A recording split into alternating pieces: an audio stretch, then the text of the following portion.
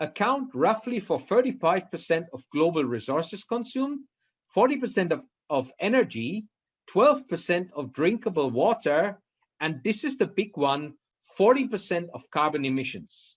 Now, this is very, very serious because this is, beside maybe COVID and the pandemic, the biggest threat that we are facing.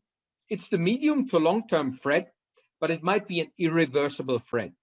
With COVID, even though we've been struggling already 1.5 years with it, or 1 year, the vaccines are coming.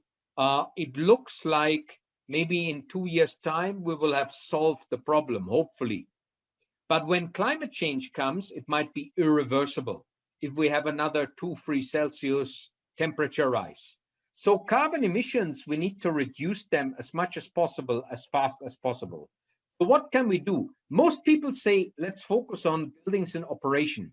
But actually, if we look at the building sector CO2 emissions in the last 5 years, and this is a data source, this was a prediction done from Architecture magazine, that between 2015 and 2050, most emissions will actually be new construction. So the carbon footprint, particularly of the building materials that we are using, are going to be huge. So this is very, very important rather than building operations. So we need to look at that. And here is the big one. Here is the huge one. Kilogram of carbon dioxide created or stored to create each ton of building materials. Look at wood. We are actually sequestering carbon. We are sequestering, we are taking out the CO2 out of the atmosphere when we do this. And look at steel.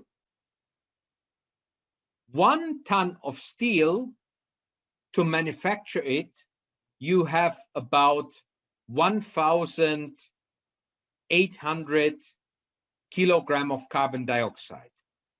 Bricks as well, and concrete. But actually, if you would put there cement, cement is the actual powder that you manufacture. For 1 ton of cement, you have about 1 ton of carbon dioxide.